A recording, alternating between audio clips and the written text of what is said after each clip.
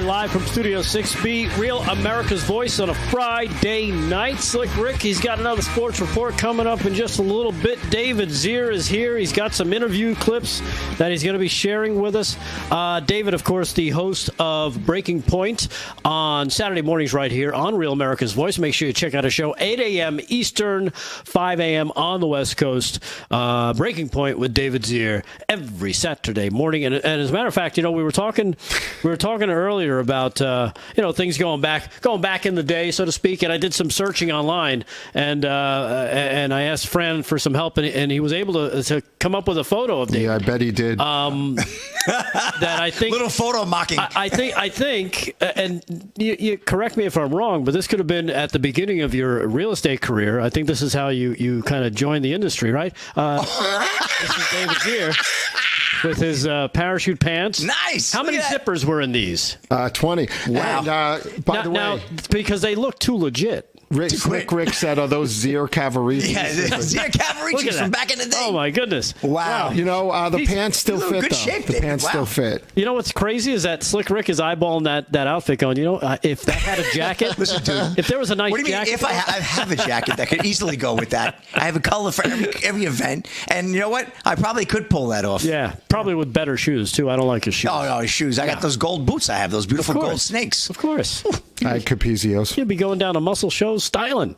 Come on, let's go. I'm ready to record a song. All right. So, David Zier, that's going to be his new headshot. I love it. Anytime you see him out. That's going to be a new Z-shirt. Yeah. All right. Time for David Zier. I wonder if you wore that for this interview. Did you wear that for this interview? I did. You did? Really? Awesome. I can't wait. Wow. David Zier, take it away. Well, how do you follow that? Come on, you look good. Okay. I'm still trying. I don't know what to say to that picture. I can't believe it's been 30 years. Beautiful. No. So listen. On a serious note, people in the city are worried. They don't feel safe.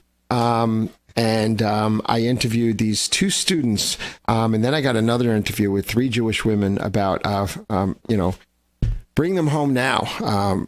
A combination of of Israelis and Americans who've been taken captive by Hamas. Right. But these girls don't feel safe in the streets of Manhattan. Cut number 6. We have Shalhavat and Leora, students at Midtown Manhattan's Yeshiva University. Why are you up here outside the campus of Columbia? So after seeing everything that's going on in Columbia and everything that's been going on around the nation with all of these campuses and all the protests, we want to come and show our support, first of all, for our fellow peers at our colleges, the Jewish students here, and show our support, and also just... Now, and you guys know terrorism well. Weren't yeshiva students gunned down Brooklyn Bridge in a bus in the 90s? There was an attack. Have you experienced any hate in New York City? It definitely feels a lot less safe to be around here. I'm not going to move my grounds, obviously, but I don't feel comfortable walking around the streets. Yeah. And do you live on campus? We do. We both live in Midtown. Right. And how does it make you feel when you see what's going on, from a river to the sea, and the statements by Kamani James saying that he wants to kill? How does that make you feel? I think morality has just been turned on its head, and I really think true justice will come through. Yeah, and do you think Columbia University is doing enough to address the problem? It hurts me to see my friends are scared. So do you have friends who are students here? Yeah, I have a lot of friends who are students here. I have a friend who's a journalist here that can't show her face. She's concerned that people will hate on her. I just interviewed. I've interviewed Bring Them Home Now, and Laura from the group was saying that by canceling classes and having the virtual, they're basically saying Jews aren't welcome in a way, right? Yeah, it's scary, but it kind of brings us back to the 1930s. Why do they have to suffer and not be? It's just like during COVID, right? People learning from home, not getting the most of their education, right? Yeah, so that's why we're here to say we still want to stand here. We still want to stand here strong and say we're not afraid. We're proud to be New Yorkers. We're proud to be Jewish students in New York, and we're not afraid. Yeah. Do you think the Biden administration's doing enough? Definitely not. I think the politicians in general and the leaders of our country, both of colleges and of the government, have really been cowards recently, and it's a real shame.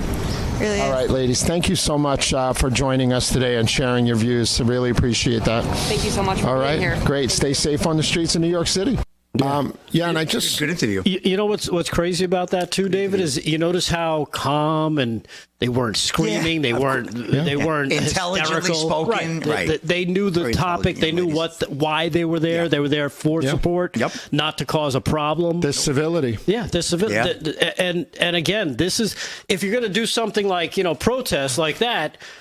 And you come across a reporter. That's how you make strides in what your cause is, because you're able to articulate exactly what you're there for. Yeah, and why. it goes back because I spoke to residents in the area by there, which is the Upper West Side of Manhattan, just south of Hamilton Heights, is where Trump was at the bodega, just a few streets up. It's also only about 20 streets up from the most dangerous subway line in New York City.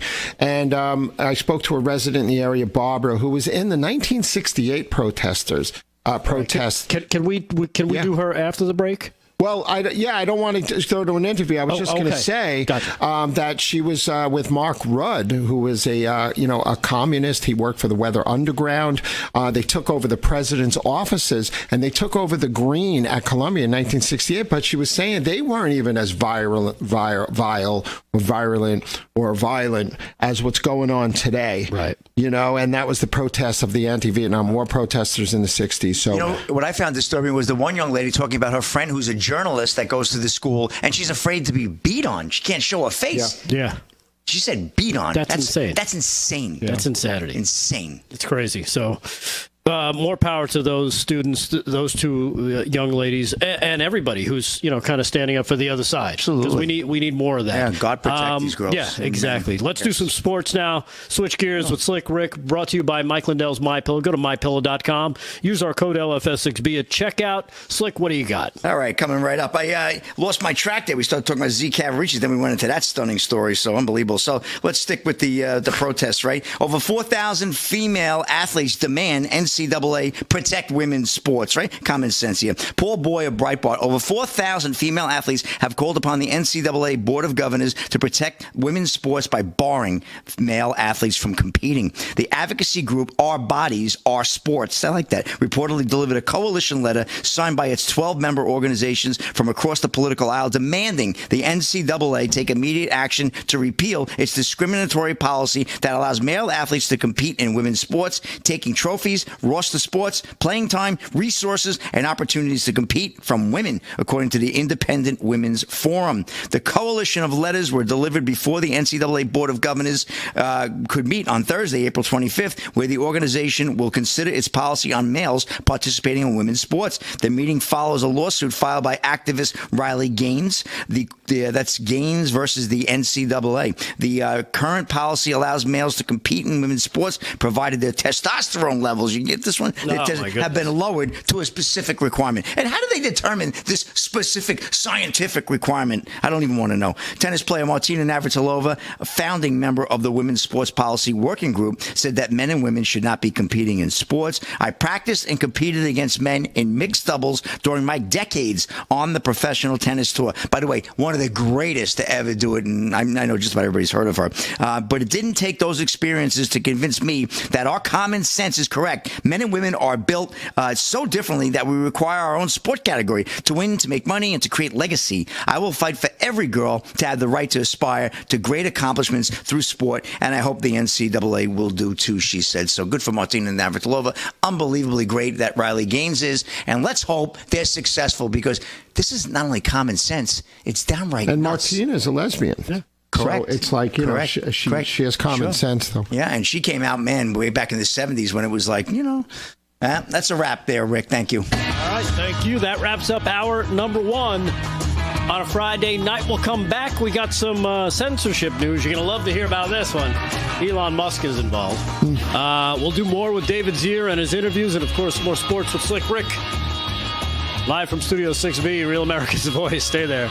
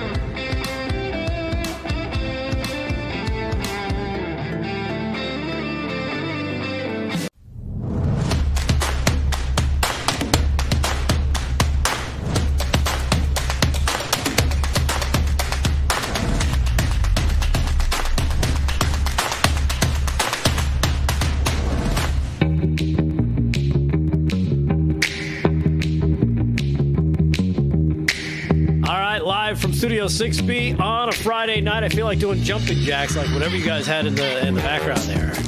Aaron and Fran always have their own. I don't think they pay attention to us during the show. They just turn everything on and be like, yeah, let him go. You play them? On a Friday night, welcome back. Hour number 2. Dish Network, Channel 219, Pluto TV, Channel 470, 1029, Samsung TV Plus, also Distro TV, as well as the Roku channel. Check it out. Share it with your friends. Go on all the socials. Make sure you like and share the show. Facebook, Twitter, YouTube, Rumble, the Rumblers, the Getter Chat, Instagram is LFS6B Show, I believe, if I want to make sure I get that correct. X, we're on X as well. Make sure you like and share. David Zier is here. David, what do you got planned for your show tomorrow, Saturday morning, right here on Real America's Voice? Breaking Point that you're the host of. Yeah, I'm going to play interviews from the Wilmington rally that never happened because Trump had bad weather ahead of him, couldn't land. But, like I played on the show, I got Randy Bentley, Dem turned Republican, Natasha Tu running for school board in woke schools in North Carolina, Lou Valentino, social media streamer from the construction site where Trump was. He wants Trump to come to the Bronx. I got Walter Mejia on, who's the head of the president and founder of the New York Republican Latinos. Very, very sharp guy. Came here legally with his family from Central America, I believe El Salvador. We talk about, how you have to assimilate when you're here, and they have to communicate better to the Latino community that Biden should not be their choice. And Trump is the one who can lead them out of economic duress and, safety and security for our country. It should be a great show. I got other interviews with the union heads in the city by that remarkable 270 Park Avenue building going up. It's 1,400 feet. It's 57 stories, but it's like the third tallest building in New York, I think. Really? Yeah. I think it might even be taller than the Empire State Building. And the Freedom Tower's first. I thought the Empire State Building was second. But this, I don't know if it includes a spire or not. Huge building. So I got a great show. And then I got Vish Burrow from the New York Young Republicans. All right. So you got a packed show. That is tomorrow morning, Saturday morning. So make your plans and make them for early. You could be putzing around in your jammies. Robe, in your jammies, jamming on some waffles, and watching David Zier. That's right. At 8 a.m. Eastern, 5 a.m. on the West Coast. Slick Rick has got sports. We'll do that in just a little bit. In the meantime, though, remember last night, we started towards the end of the show, started talking about all these other stories that we keep missing because, we get kind of sucked up into one story breaks and all of a sudden, whoop, we're going in another direction. I mentioned the Bernie Sanders story. He's been accused of rape. Also, some of the other stories that are out there. I don't even remember because so many more have come across the desk today that it's tough to keep up with everything. Like this one, Poppy Harlow just quit CNN. I don't even know who she is. Yeah. Actually, no, I know the name. I didn't even realize she was still there. So I guess that's a big deal. I don't know. I heard of Papi Chulo, but yeah, Papi Chulo. Oh, Papi Chulo. Yes, of course. Of course, the NFL draft was yesterday, so everybody's kind of diverted their attention to more sports-centric stuff. The Hamas protests. I mean, just everything across the board. And you get lost in some of this, and some of these stories kind of fall by the wayside. And that's why this one in particular got my attention, because it was about the Australian Prime Minister. And I'm like, what's going on with this Australian Prime Minister? If you've been seeing a lot of the Australian Prime Minister, his name is Anthony Albanese. Now, the last few days, he's been like, it's all over X. You can see it. He's calling for censorship, and now he's threatening Elon Musk. And there's a good reason. It seems that this Aussie preemie, the Prime Minister, is angry that people can watch on social media, and X specifically, an attack on this guy, this gentleman right here, Bishop, who was delivering a sermon in Sydney, Australia. And it's not just any bishop. He's very popular. His name is Bishop Marie Emmanuel. He's a very popular preacher. And there was actually, and so what he was upset about was that you could see video of the bishop being attacked. You can see it right here, as a matter of fact. He's doing a sermon, and this kid comes up, attacks him. Now, he meant to stab him, I guess, whatever he had in his hand. Yeah. The knife didn't come out. I was asking him what he had. So where is that? Right. This was down in Sydney, Australia. And maybe there's a reason the Prime Minister doesn't want this story out in the news. Now, if you were to hear him tell it, it's because it's out of his sense of decency and morality, right? But maybe, just maybe, it's because of other things like what the bishop preaches about. Investigation done here in Australia, right? 40,000 children disappear here in Australia every year. And the one who was heading that team, Listen to this. investigative team, he said, I am shocked. You can watch it, it's on YouTube. He said, I am shocked because I have 27 names on this paper here in front of me. These 27 names, they are 100% truly whatever they've done, because police, at federal level, have investigated them thoroughly, and with proofs, they are all guilty of all these child abuses here in Australia, 40,000. He said, but to my shock, I would never ever had imagined I would see this as an Aussie. He said some of the names in this list are ex-prime ministers of this nation. Ex-prime ministers. Now, again, he's making some pretty serious allegations there, this bishop. And, right out of the book of Never Let a Crisis Go to Waste, hey, how do you get this guy out of, off X and kind of shut things down, right? Because now the bishop, he was reportedly stabbed by this guy. You saw the clip real quick in Sydney. Supposedly it was a 15-year-old boy who did it while he was delivering his sermon. The bishop is still in the hospital, according to the latest reports, and he actually did release a statement. According to his people, check it out. He's recovering. Fine, recovering very quickly. We thank the Lord Jesus. So there is no need to be worried or concerned. The Lord Jesus never said to us an eye for an eye and a tooth for a tooth.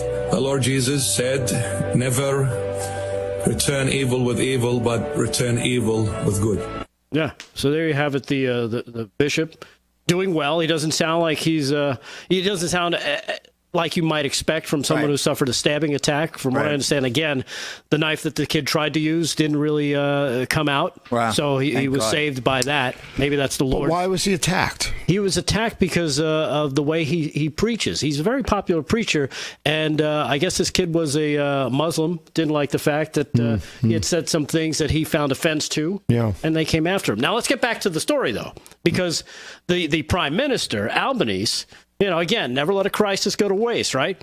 And where the story is today and how Elon Musk has now become public enemy number one to this Prime Minister and of the Australian censorship police.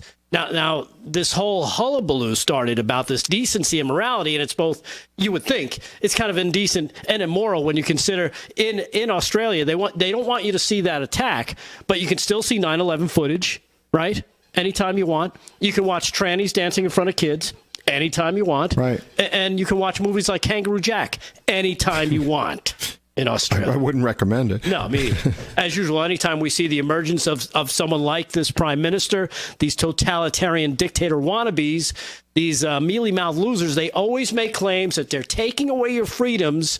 And we've talked about this before in an effort to make you safe. And here's a perfect example from the Irish Times. The video of the stabbing has been geo-blocked in Australia, but can still be viewed around the world. But the regulator that made the orders, listen to this.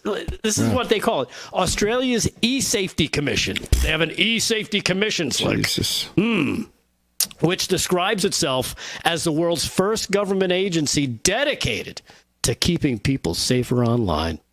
Because it's all about your safety. Successfully applied to the federal court in Sydney for a temporary global ban. They want a global ban. So now the tiny little Prime Minister from down under wants the authority to ban videos he disapproves of all over the world. I shall rule the world. Yeah, he's basically the Simon Bar Sinister of Australia, trying to censor the world, and he's happy to report that he's already had some positive effects in doing just that, having that effect in Australia. Media platforms have a responsibility to make sure that misinformation isn't got out there. I noticed today, for example, on the way up here, they've removed various sites that were up containing fake images of myself superimposed on other people. That's the sort of thing that is going on social media.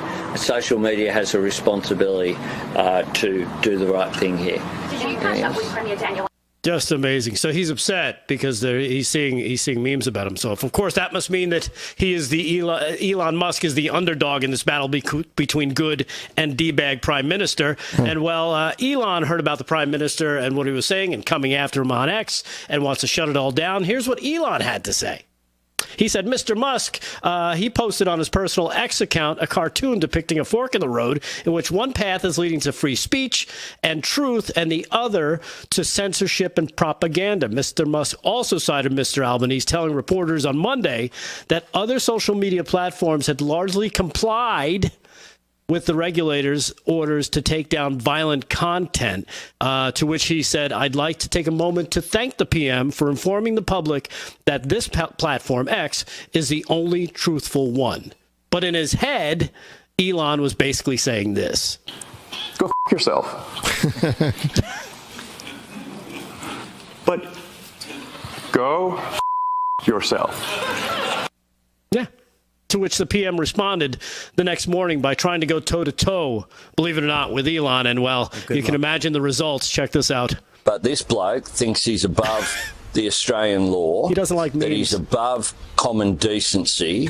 And I tell you what, I say to Elon Musk that he is so out of touch. Yes, and so is Mr. Albanese. As you can tell, he's a little heavy on the lipstick there. Yeah, exactly. So what does this mean? Australia has fallen. They want to censor all content. The Prime Minister Albanese is on the lookout for memes about him because those are very offensive. And I'm sure those dumb comments about mean memes won't come back to haunt him at all. Yeah. I mean, take a look for yourself. Nobody's out there making memes about this guy. Not one at all. Nope. Don't see him at the beach. That's a nice bikini you have on there, Prime Minister. What else do we have? Oh, yeah. It looks like he's visiting North Korea. Yeah. That's a nice one of the Prime Minister. Oh, yeah, I'm sure. I'm sure that's probably what's happening now. He's regretting ever trying to take on Elon Musk. What a clown. Kind of amazing, though, that censorship, and it starts in other countries because they want to bring it here. Yeah, well, Australia's not really a free country, right? Look what the wellness camps did to the people during COVID. Yeah. And that guy looked like Benny Hill and Crocodile Dundee had a kid. Yeah, so just crazy. But hey, this is what it's come to. Censorship is the way they're going to try to control everything. Control the message, control the people, and there's a reason they want your guns. Because then it's so much easier for you to comply. All right, we'll take a quick break. We'll come back. Sports with Slick coming up after the break. Live from Studio 6B. Real America's Voice on a Friday night. Stay there.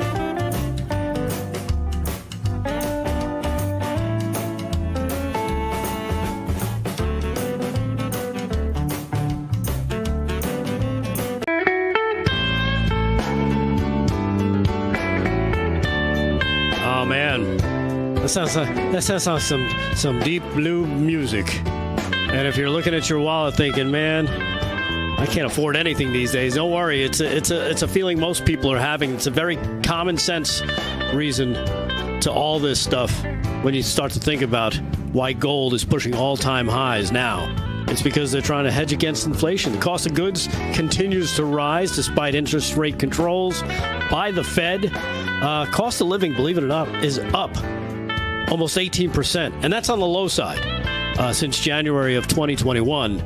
National debt continues to skyrocket, now above $34 trillion and climbing. The presidential election year is having massive implications on the future of this country. And you know what it's all adding up to?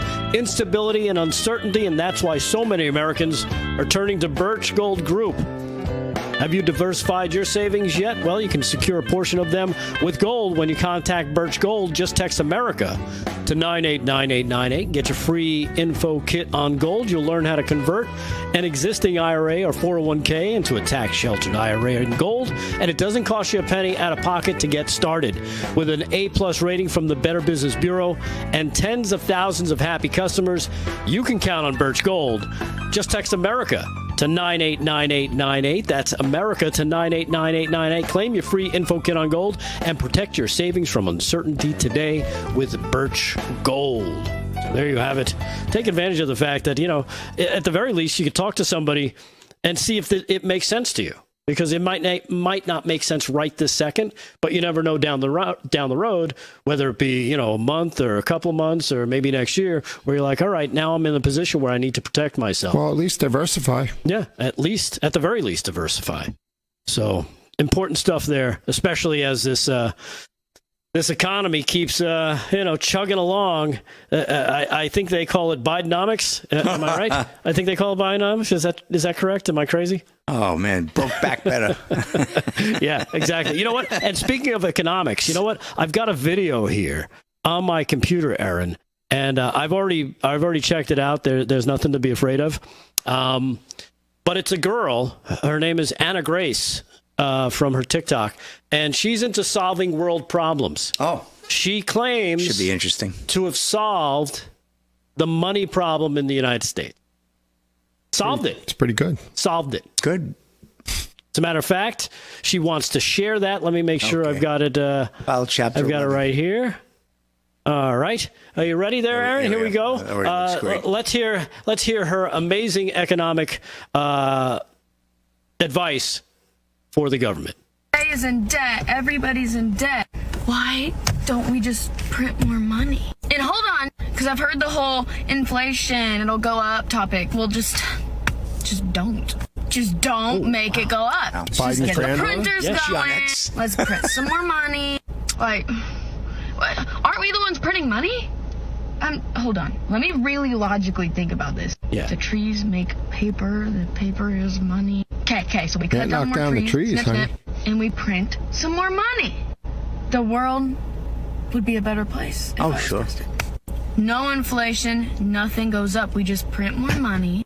We don't just give it away, but we print it, and then we're not in debt anymore. Right. Because aren't we like a lot in debt? Yes. I'm not stupid. Of course not. But like, for real though, should I go tell the president? Like, hey, I know we were having some financial problems. I just had a little idea. Print some more money. Isn't it just like that simple? I feel like so many world problems are just have really simple solutions. Like what other? I mean, I guess the printers, they cost some money. Maybe labor for whoever's printing the money. I mean, I'll print the dang money. And the trees, the ink. But other than that, I mean, hey, we got more money. Just don't. Yeah, so simple. There you go. Just print more money. Yeah, that reminds me of a joke. Did you hear the one about that? It's like in the Weimar Republic, you could have a wheelbarrow full of money, but it wouldn't buy you eggs. Right. That they actually had that going on in Venezuela. They had people showing up to markets with wheelbarrows of money because there was so much inflation. It was worth basically nothing. Remember that? Yeah. It's insane. But she figured it out for us. They abandoned, speaking of gold, Germany abandoned its gold-backed currency in 1914. Really? Yeah, and the German Weimar was worth nothing. Amazing. So there you have it, a little economic news. Hashtag close the schools. This one is broken. There's no saving that one. Now, from what I understand, to be fair, I did do a little follow-up on this girl. She said it was a joke. She was just doing it as a goof. Oh, okay. Thank God. So you mean after everybody ridiculed her? Now it's a goof? After it went viral and she got torched online for being so economically astute. She's saying she was just joking. I think my favorite follow-up was from the hooligan on Twitter. He said, they're making fun of this girl, but this is exactly how our government has been thinking and operating. Yeah, exactly. You know what? That's good point. That's exactly right. That's a very good point. They just print more money. And then they think, well, that'll solve the problem. Well, and they just create I don't know if they're just stupid or evil, or maybe both. I think a simpler solution, and she said it, she didn't realize it when she said it, just carry around trees. Sure. That's where they make the paper from anyway. Plant the tree. Why go through the printing process? Save the ink, save the labor. Just grab some tree and walk into a store. Bring a shrub to Macy's. Yeah, get a dress. Yeah. Oh my God. Because money grows on trees too, right? There you go. Money is trees. Right, exactly. Boom. All right. Wow, we solved it all. too. I think we're going to call it for a show for tonight. Thank you for watching. No, I'm kidding, of course. Slick Rick has got sports. Let's do sports. He's the real money man in this place. I mean, look at that jacket. Slick Rick Sports brought to you by Mike Lindell's My Pillow. Save yourself some trees and some money. I want to be the branch manager. By using our barking code up the wrong tree at checkout, LFS6B. The B stands for bark. Slick, what do you got for sports? All right, well, here's a patriotic story from America's favorite pastime. Used to be anyway. Cubs reliever Luke Little forced to change his glove because of white American flag patch. What? Yeah, oh yeah, come on now. Let me see. AP is sports here, which going to be very difficult to get. But hold on a second. Our Wi-Fi today is working and coming back as slow as Big D from his illness. Chicago Cubs reliever Luke Little forced to change glove with American flag patch. Chicago Cubs reliever Luke Little, a 6'8" lefty with a fastball that averages 97 miles an hour, briefly went viral for a reason other than his baseball talent. Hate to say I told you so, a fast-paced rock song by the Hives blasted from Wrigley Field's sound system on Wednesday night as umpire Andy Fletcher approached Little during a pitching change. Little paused this warm-up routine with one out in the top of the seventh inning. Fletcher told Little to change his black glove, which featured a small red, white, and blue patch. The issue was the American flag was on his glove, Cubs manager Greg Counsell said after Wednesday's 4-3 win over the Houston Astros. They're pretty strict about not having white on the pitcher's gloves. Apparently, the flag could be a distraction to the hitter. Counsell went onto the field. Apparently, it's a distraction to our current government as well. But anyway, they went on to talk about how they made him take it off. I mean, I'm sure there is some rule. You know, there's certain things you can't have and whatever. But boy, it just sounds awfully weird to have an American flag taken off your, taken off that way. It's just, to me, it sounds like a little fishy. You know what I mean? That whole story. But who the heck knows? And we had the draft last night. Of course, Caleb Williams taken in the first round. Very good. But apparently, Atlanta Falcons very upset about that Michael Penix Jr. pick. Boy, why is that? Well, I guess the owner Arthur Blank was seen screaming at somebody else. Well, I guess one of the guys about to pick. But they have Kirk Cousins as their quarterback now, right? Oh, that's right. Didn't they spend a boatload of money on him? So I think the old owner, the owners, well, except for Jerry, have got to be right in the middle. But a lot of these, Cowboys, they got to. The owners kind of let their GMs and their people take care of their draft men. And not if you're Jerry Jones. Whoa! But Arthur Blank was apparently not happy. He hasn't said anything because what are you going to say? Now the kid's on your team. You don't want to throw the guy under the bus. But he was in a heated conversation last night. Speculation is rampant due to a viral video of Atlanta Falcons GM Terry Fortnott having what appears to be a heated conversation with team owner Arthur Blank after the GM announced that the team was picking Washington quarterback Michael Penix Jr. with the number 8 overall pick. Like you said, the man just spent the boatload of his money. Right. Not Fortnott. So anyway, we'll keep you posted on how that develops. Yeah. That's a wrap. And you know what? Maybe he was looking, hey, I'm going to grab this kid because he's the best left out there, and we can trade him. Yep. Maybe who knows? You would think the owner would be clued in on something like that. I'm ordering some Z Cavaricis. Oh, really? See if they have any more in gold. We could all wear them. You going to order them in Z size? All right, quick break. We'll be back. More live from Studio 6B, Real America's Voice. Stay there.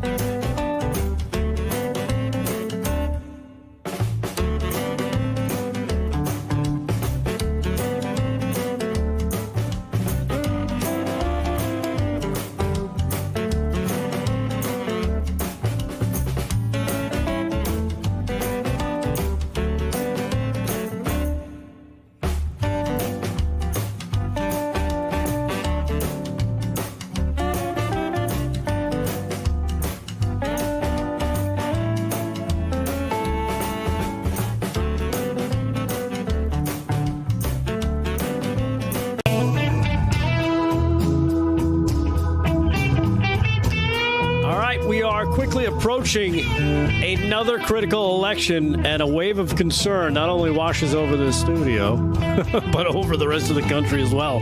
Recent studies reveal astonishing 56% of our fellow citizens report feelings of anxiety or dread about the upcoming presidential election, and that's for good reason. That's why we stand with AMAC. AMAC is more than a senior discount organization. During these challenging times, they fight for common sense and hope that our nation returns to its traditional American values. All you got to do, visit amac.us/studio 6B today to seize an opportunity and grab the election year special. It's a 4-year AMAC membership for just $30. $30. Can't beat that anywhere. Can't beat it with a stick.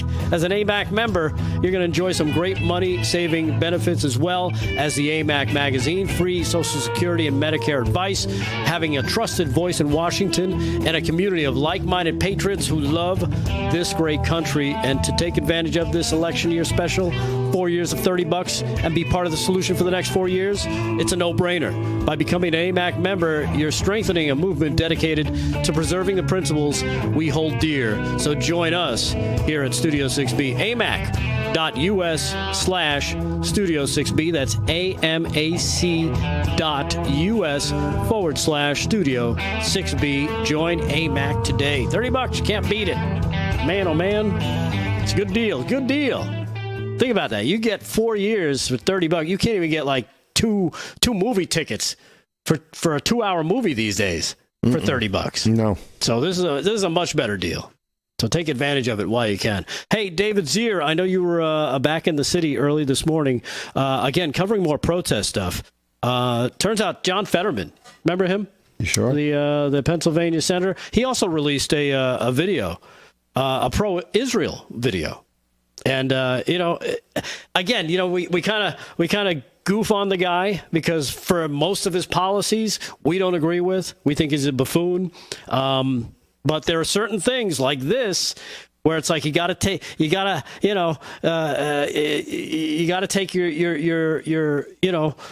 the people who are on your side on certain issues and use that for your strength to get things done, right? I think that stroke knocked a screw into place. It could have knocked a MAGA brain cell loose. He said some really smart things recently. Which is amazing. Let's just show you that real quick. Cut number 2. Here's John Fetterman talking pro-Israel. I'm here in my office, and all of these hostages, they've been up on our walls for over 6 months. And that's exactly where they're going to stay until everyone is brought back home. And I'll never understand why we're not talking about that more and why there's not more stories about that in the media. We don't even know exactly where they are and if they are even okay. It's very clear that we always make sure that we always talk about this and demand that and make sure until every last one is accounted for and brought back home, because anyone wants peace. We have to do this. And remember that if Hamas would just send everybody home and surrender, all of the death, destruction, and misery in Gaza would end right now. Our office will never stop talking about this till everyone is brought back home. Yeah, well, there you have it from the senator. I have a segue for that. Yeah. If we can go to cut number 4, the B-roll this morning at Columbia University, pro-Israeli Free the Hostages rally, right? About 500 plus, 9:30 in the morning, gathered peacefully. Yeah. They weren't animals. They on the sidewalk. They behaved civil, respected the cops. Yeah. A whole different scenario from the pro-Palestinian protests in New York City, where cops had to take refuge in NYU because they were being overrun. Wow. The assistant police chief in New York City had to take cover at NYU. And then we have this interview with Bring Them Home Now, cut number 5, speaking of hostages. We have Columbia University alumni with us. We have Karen, Linda, and Laura. Laura, why are you out here today? We are here to advocate for the release of the hostages. There can be nothing, no ceasefire, nothing, without the release of the hostages first. There are 132 innocent human beings still being held in Gaza. 5 are Americans, including 3 bodies that Israel wants back. 5 Americans that nobody is talking about. Everybody should know their names. Yeah, and Linda, do you feel the administration, the presidential administration, is doing anything to get our American hostages back? Absolutely nothing. They're just doing nothing. They haven't. They're just doing nothing. Karen, what do you say? I just have one thing to add. There would be a ceasefire immediately if Hamas would surrender and the hostages would be released. And I think all of these students are missing that. Now, we know the colleges, it's like a convergence now of the watermelon, green for Islam, red for progressive Marxism in the middle. But when you went here, did you see this kind of vitriol and hatred? No.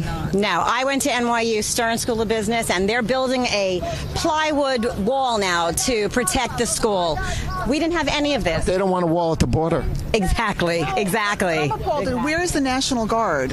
And they're arresting people, and then they're getting released. And then there's that congresswoman with her daughter, and the next day. Lon Omar here yesterday, right? And now they're the poster child of Vogue. She should not be allowed on campus. Her daughter is suspended. They should not be allowed on campus. And also this hybrid teaching, so that just means that the bullies get to show up. Yeah, so now there's virtual classes through the end of the semester. Not fair if you're paying a lot of money to come here. Just no Jews on campus. They're saying no Jews on campus. Yeah, so by default. This has been in the making for 2 decades now, with funding from foreign governments that are indoctrinating our youth, and it's a horrible thing. I did not see this coming years ago, and this is just a tragedy. You residents of Manhattan? I'm sorry? You live in Manhattan? The suburbs, Westchester. Not anymore. What do you think? What do you think about what's going on in New York City these days? Horrible. It's just horrible. My children. I have kids who live here, and I am afraid that they can't take the subway. They can't keep their Jewish stars out. It is terrifying. I don't know what Mayor Adams is doing about it. Hate crimes up. Hate crimes up 8.5% year to date so far. Karen will give you the last word. I just want to free the hostages. We want peace in the world, but we need to free the hostages, and terrorist people cannot be in charge. So Hamas needs to surrender, put down their arms, and hostages need to be freed. Bring them home now! Yeah, and where can people go to join in on your efforts? Go online. Go scan this barcode. Which is what? Bring them home now. The organization in Israel and is here who is working tirelessly to bring them home now. And hashtag kidnapped from Israel. All right. Thank you so much, ladies. Enjoy your weekend. Yeah, very sharp.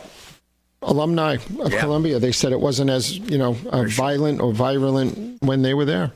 Yeah, and it's insane that, no Jews allowed on campus, she said. No Jews allowed on campus. Yeah, Germany did that before 1930s? World War II. I believe Germany had similar situations on campus. And now this 30s is... and 40s, yeah. This is, we talked about it, in the Ivy League schools in Massachusetts, in Connecticut, at Yale, Harvard, NYU, and Columbia here in New York, USC out in California. They tried to do it in Texas. Didn't work out too well for that group. But it has spread down now to Georgia as well. Emory University, check out this, cut number 9. Look at this. This is what's going on in Emory University down in Georgia. Wow. These people are they move it's a lot of Jewish students there. What are those roads? They are professional locusts. Yeah. I'm convinced of it. It's like they've been activated in each state. Okay, now go to this school. Yeah, because they all show up with the same stuff. They all show up with the same signs. They all show up with the same tents. Okay. It's coordinated. So it's the Soros-funded Students for Justice in Palestine. They have the same tents. University of Minnesota, Indiana State, Ohio State, Columbia, Princeton, Emerson, Yale, NYU, Emory, Austin, USC, and Cal Polytech in Humboldt, California. This is a coordinated national effort where students are paid to be professional agitators to whip up anti-Israel sentiment. Right. Yeah. Wow. And it's really obvious now. This from George Washington University. If you want to bring up my screen real quick, Aaron, look at this. Look at this picture from the New York Post they captured. Full Nazi, right? Yeah. If you look on, you got to turn your head to the right there to see it on the screen. But it says "Final Solution." That's a Nazi thing. Yeah. So that they've now come out as being basically Nazis. And if you notice, it's all at colleges that have big Jewish populations. GW has a lot of New York Jewish people and others. So my son went there. It was very heavily Jewish. Yeah, it's insane. But this is what they're doing, and it is a coordinated effort across the board. Coordinated effort. Unfortunately for them. Well, Jewish people aren't going to back down. No way. And no way. They're going to find any way they can. They're going to wake up and vote Republican. But that would be nice. Yeah, that would be nice. That would be because this would not go on with Trump in office. Is this the point? Finally, maybe? Yeah, you maybe. Would think. Finally, right now, yeah. If it doesn't, we've really lost our bird if we don't vote for the president. Because I'll tell you, you're exactly right. This would stop. You think Trump would? You'd have the National Guard down there in our. Wait, what's going on here? Is this your house? I love that one. Yeah. So, like we were just saying, it's definitely a coordinated effort. But as you can tell, especially from those two Jews that you interviewed early, and of course those moms that you just interviewed, they're not just going to back down. Yeah. They're saying, you know what, you want this to stop? Bring everybody home, and then there'll be a ceasefire. I believe, I'm glad that she said that. If we have time, I have a 2-minute interview in the next segment with a guy who says he was assaulted last night. All right. Well, we'll do that in the next break. But right now, let's go to Moses as he confronts some of these pro-Hamas protesters. And, Jewish people have the gift of funny, too. Check this out. Yeah. Hello, I'm Moses, and welcome to Let My People Go, the game show. Let's play. Do you think Hamas should release the hostages? I think that the Zionist entity... I'm so sorry, man. It was an unequivocal yes I needed. I have frogs for you. It's one of the plagues. What are your guys' names? Chuck. Should Hamas release the Israeli hostages? Really? How about you? So you guys say no? No. Well, I'm so sorry then. This Passover, all I can offer you guys is hail. Will you call on Hamas to release the hostages? Different plagues. I'm not going to answer that. You sure? Yeah. I'm so sorry. Then all I can offer you is water turned into blood. Do you think Hamas should release the Israeli hostages? I don't know about that, man. I can still offer you a prize. Life. How do you know? Do you think Hamas should release the hostages? No. All I have then is a plague, blindness, darkness, sleeping aid. Will you call on Hamas to release the Israeli hostages? Why do you think they hostages? I think they took hostages because they're a terrorist group that want to kill Jews because that's what they've said in their charter. You think maybe the only thing they've ever been shown is hostility and violence? Did you guys know that Israel left Gaza in 2005? Not that up to date with that history. All I can offer you guys is locusts. I'm glad that he threw locusts. Oh my God! Moral of the story: Jews have been persecuted for over 3,000 years. We always survive and usually make a holiday out of it. Let's let our people go. Back to Israel. Very, very brilliant. Oh my God! The stupidity of those answers. But even just asking these regular kids, and you notice they're not educated. They're in college, but typically, as we're finding out, college kids, generally, when it comes to real life stuff, can't even aren't balance educated. a checkbook. Right. Complete nimrods. I think I like the just print more money girl better than these idiots. Yeah. I think she's got a. She's onto something. She's onto something, right? These people are just racist. Anyhow, all right, we'll take a quick break. Come back with final segment of the night. Blinded by the light. Live from Studio 6B, Real America's Voice. Locust, you win Locust. Locust. There you go. Wow. 87,000 Palestinians work in Israel. They have jobs. All right, we'll be back. Stay there.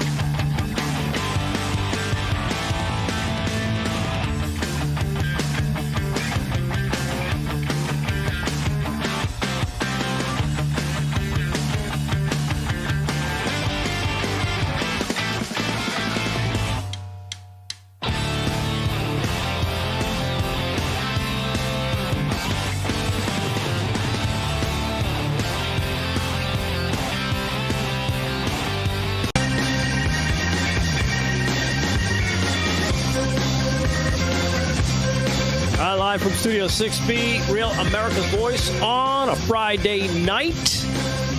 Welcoming you back to the program. Final segment already. The show has been flying by on a Friday night. Hopefully everybody's got some great plans for the weekend. Whatever you're doing, hopefully you have great weather for it. Yeah, and, my son has his fiance's having a bridal shower. Really? Are you going? Is it one of those they call them Jack and Jills when they let guys go? Yeah. So are you going? I think so. Really? You haven't been. See, this is how you know how David's not in control. She'll tell you when you're going. Yeah, exactly. Like, am I going to this, honey? No, you're not. Yeah, we're very excited. Okay. My son's getting married June 15th. That's great. Oh, really? Cape May, New Jersey. Yeah. Awesome. Nice. Congrats. My third kid getting married. One more to Wow. go. Look at you. But we're leaving where a in ladder Cape May? outside of her bedroom. What catering hall? Cape May? Nice, beautiful place in Cape May. I forgot the name, but nice. it's really beautiful down Yeah, in because Cape he May. doesn't want us showing up. Oh, Yeah. I'll just show up for the cocktail hour. That's awesome. Yeah, Well, we're very happy. We're very happy. Nice. All right. Nice. How long have they been together? 6 Probably weeks. about 3 years. 3 years? Yeah.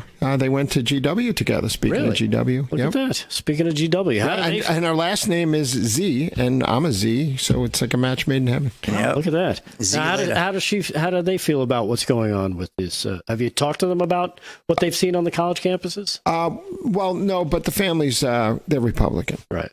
You know, so they get it. All right.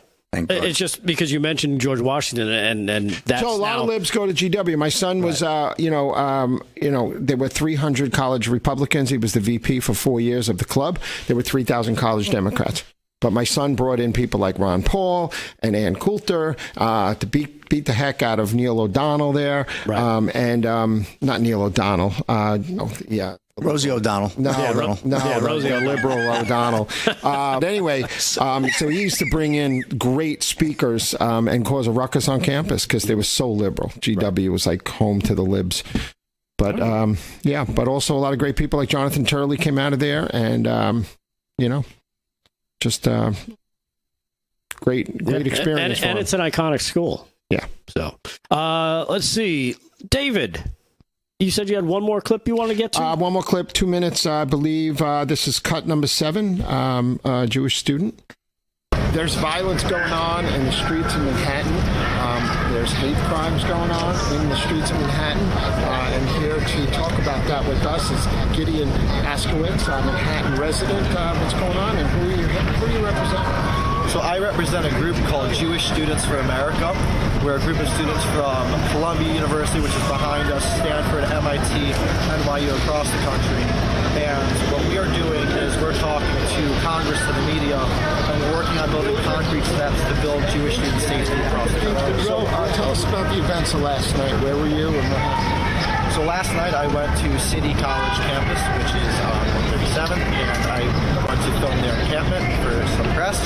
And once I approached the encampment as a visibly Orthodox Jewish person, they approached me and they then surrounded me and started chanting, "We don't want no Zionists here," and then they surrounded me as a mob and eventually shoved me very violently and swore at me and threatened me directly.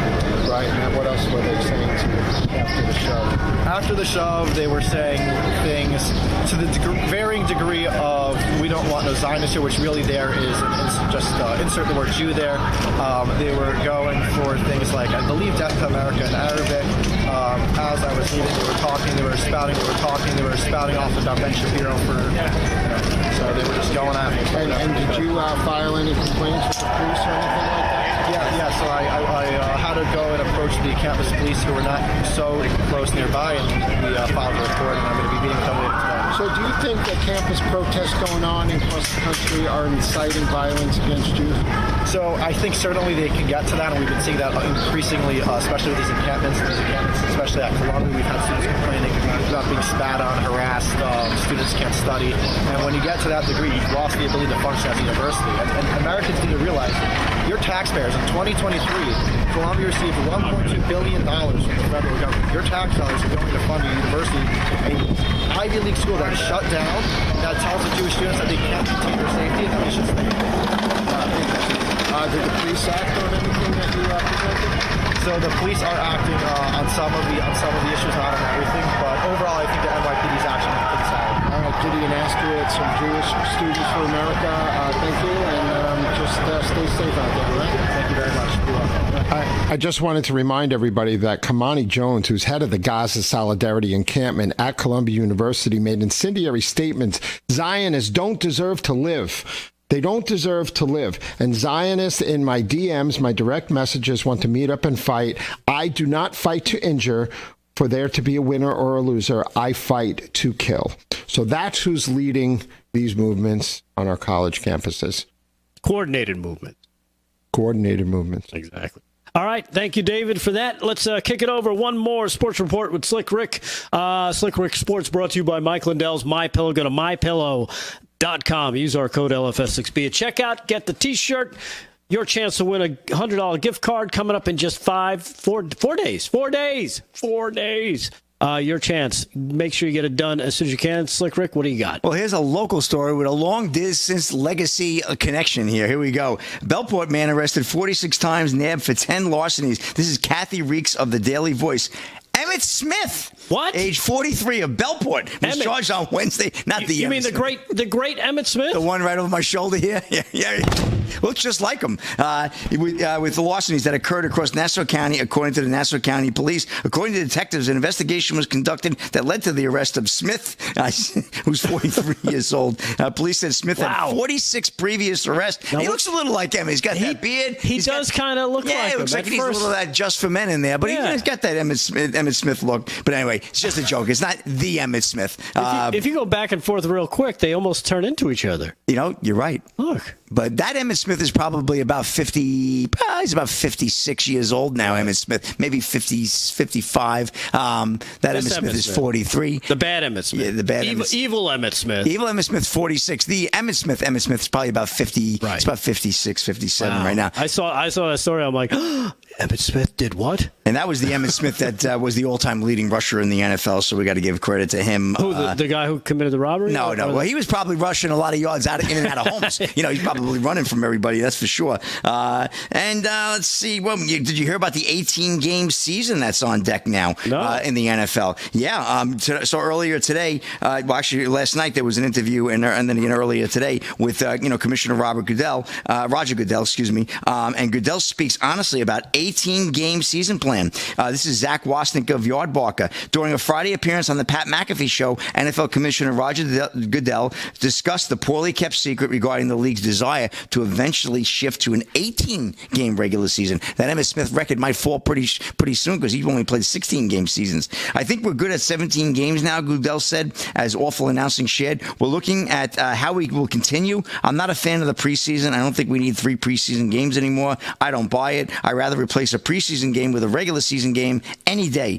That's just picking quality, right? If we got to 18 regular season games and 2 preseason games per team, that's not an unreasonable thing. Goodell also mentioned that extending the regular season could push Super Bowl Sundays to President's Day weekends, meaning many Americans would enjoy championship games as part of 3-day breaks. Isn't that like the national day off anyway, the day after? Usually. So maybe having President's Day on Monday after an NFL Super Bowl weekend, boy, those parties will go wee into the hours of the morning. So anyway, that's a Rapid Sports, Rick. Back to you. Have a good weekend. All right. Well, thank you, Slick. And, of course, Slick Rick Sports brought to you by Mike Lindell's MyPillow. Go to mypillow.com. Use our code at checkout, please, and take advantage of those great deals. And, of course, you're in the running. You'll get the T-shirt, of course, but you're also in the running for one of the $100 gift cards, 4 days and counting, for your chance to get involved in that. So make sure you take advantage of it.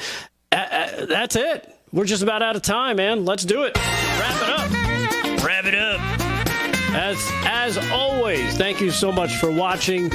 We salute our military, active and retired, our border patrol, our security at the universities around the country, trying to keep all those kids safe. EMS, EMTs, firefighters, police, you name it, everybody across the front lines. Steam fitters of New York. Builders, you know it. Thank you so much for watching.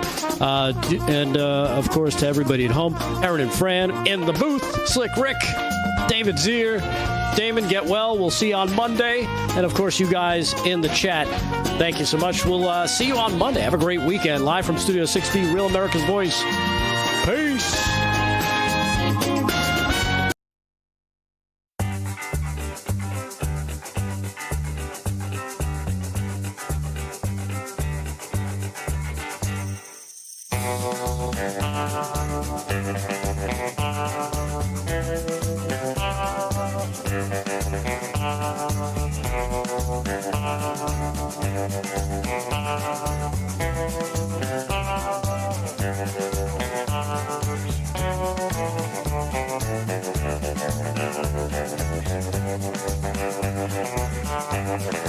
Thank you.